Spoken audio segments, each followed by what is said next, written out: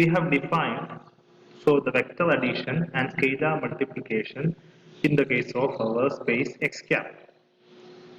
Now let us check what is the zeroth element and additive inverse of that element, that space as well. So zeroth element or zero cap is an element of X cap, consists of all the sequence, all the Cauchy sequence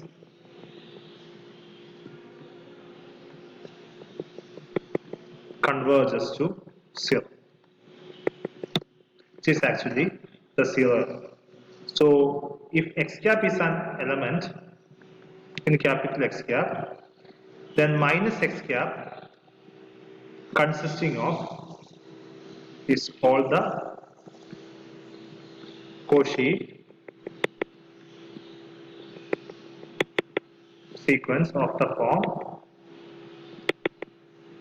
minus xn, where xn is a Cauchy sequence in X cap. Okay, so associated with a Cauchy sequence xn, we can define minus xn, which represents the element minus X cap. So additive identity, inverse, and the two properties which we have already defined. Whenever X cap comma Y cap belongs to capital X cap, its sum, and scalar multiplication is also an element in capital X cap. So X cap Y cap element of capital X cap implies X cap plus Y cap is an element in capital X cap, and alpha X cap, alpha is a scalar, alpha X cap implies alpha X cap is an element in capital X cap, which implies that our X cap is a vector space. Okay, so X cap is a vector space, so zeroth element consisting of all the Cauchy sequence which converges to 0, and minus X is also all the Cauchy sequence minus Xn associated with Xn which corresponding to X cap. So this is the first part. We have defined our completion space capital X cap and defined a norm or associated metric in capital X cap and prove that our space is actually a vector space. Now the completion of the space and other properties can be easily generated from the theorem from which we have defined this theorem. So we have a theorem which I think we have discussed in the preliminary stages, which is actually the completion of the metric space, from which we have gone as far as possible. So in this theorem we have defined a completion of the space, and also from that theorem, if you apply theorem 1.6.2, we have a dense subspace X which should be, and associated with that X we have a subspace W which should be isometric to X. So this W and the completion property can be established from theorem 1.6.2. So if you apply that theorem, because we have constructed this using the arguments of a metric space. So this theorem is valid in the case of a metric space. So every property in the theorem should be valid in the case of our space as well. So our space X cap should be complete, and also there should be a subspace W which should be equivalent to X, and there should be an isometry A from W to X. All those facts arise from the theorem 1.6.2. So now I am going to that part.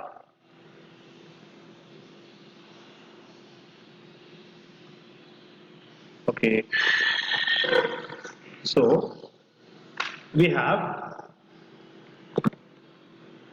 so associated with capital X, we have a subspace W, and from X to W we have an isometry which in our theorem is stated as A.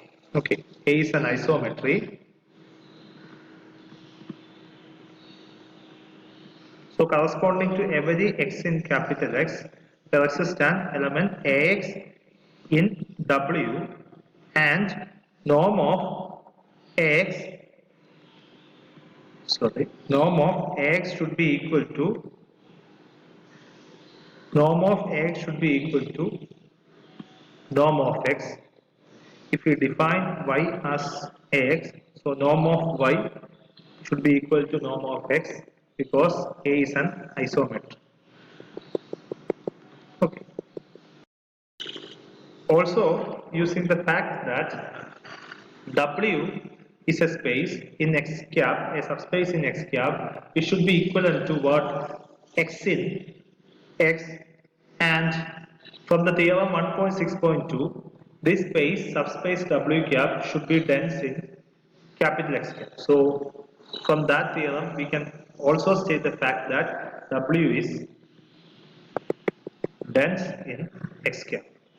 All this originated from the theorem 1.6.2. Okay, that theorem. And we have proceeded as the same concept as in the metric space. So the only thing which we have to prove that X cap should be a vector space, which we have already done. This W corresponding to W. Also, from this fact, we can clearly understand that there is a norm. There's a norm which can be norm y1 is in W, which is induced by the isometry, and norm y1 was norm Ax, which should be equal to norm x by the isometric property which we have already stated. This norm should be actually a restriction of the metric d cap which defined on x cap to W cap, because the space W cap is actually a restriction of the space X cap, and associated with W cap we have a metric norm 1.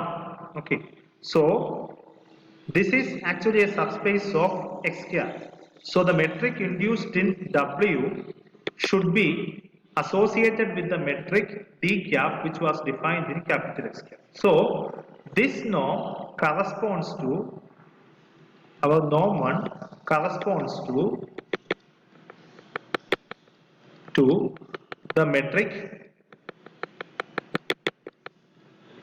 D cap restricted to W, because D cap was the metric which was defined in capital X cap. Now this norm can be extended onto a bigger space. So W is a subspace of X cap. We have a norm 1 which is defined on W, and we can extend this norm 1 onto the bigger space X cap by defining norm x2, which is actually an extension of the norm x1 is equal to d cap of 0 cap x cap. Okay, so how will we get this? So this is actually x cap is actually an element in capital X cap. Now associated with x cap we should have a sequence. So that's some sequence xn which should be in capital X, and associated with xn we have an element axn which should be in W, and we should have the same norm as in the case of isometric. So what we have doing is we have a norm which was induced on W because there was a norm on capital X and the isometry property, and we are extending that norm onto capital X cap by means of the metric by defining norm x2 is equal to d cap of 0 cap x cap. Now we will prove that this has all the properties of a norm. So this is actually a norm which was defined on capital X cap. The completion property is there. So if we are able to prove that this is actually a norm, so it means that it should be a complete normed space, which essentially proves our theorem. Our claim is actually is a norm. This actually is a norm. So the first property is norm x2 should be greater than or equal to 0. So norm x2 is actually defined as d cap of 0 cap x cap, which is defined as limit n tends to infinity d of 0 xn, where 0 is a sequence corresponding to 0 cap and xn is a sequence corresponding to x cap. We know that d of xy should always be greater than or equal to 0, then limit of d of xy should always be greater than or equal to 0. So I can actually take, this instead of this 0, I can take some tn, okay, which converges to 0. So norm metric is always greater than or equal to 0, then its limit should always be greater than or equal to 0, which implies that limit should be greater than or equal to 0, which implies that norm x2 is greater than or equal to 0. And the second property, norm x2 equal to 0 if and only if x is equal to 0. So norm x2 is equal to 0 implies d cap of 0 cap x cap is equal to 0, which implies that limit n tends to infinity d of 0 xn is equal to 0. We know that, okay, which is a limit of a positive quantity since the metric is always positive. So this is actually 0 is actually a representation of the sequence 0 cap. Okay, so which implies that limit of a positive quantity is equal to 0 implies each of the quantity should be equal to 0, or after the certain stage quantity should be equal to 0. So this implies d of 0 xn should be equal to 0, which implies 0 should be equal to xn, which further implies that the sequence xn is actually a representation in the 0 cap. Okay, so which means that xn was actually a representation of x cap and 0 was actually a representation of 0 cap, which means that both should be an element in the same representation 0 cap, which means that our both representation should be same, because we cannot have two distinct elements, two elements which converge into the same point can have different representation in capital X. So every element which converges to, every sequence which converges to the same point must have the same representation. So here xn and 0 have two elements which actually converges to 0 by the, by the property. So both of their representation should be same. We have taken that the representation of xn is x cap and the representation of 0 is 0 cap. Now both of them should be equal to 0. Okay, both of them should be same. Now you can prove the reverse part as well. So if two elements are equal, then to corresponding to sequence should be equal to 0. By the definition of the metric, their distance should be equal to 0, their limit should be equal to 0, then converse. So this is if and only if. You can easily assume that. So norm of x2 is equal to 0 if and only if x2 is x is equal to 0. That part is proved. Okay. Keep in mind that it's actually x cap here, actually representation of elements in capital X. Now we have to prove the other two properties, which I'll be doing in the next video.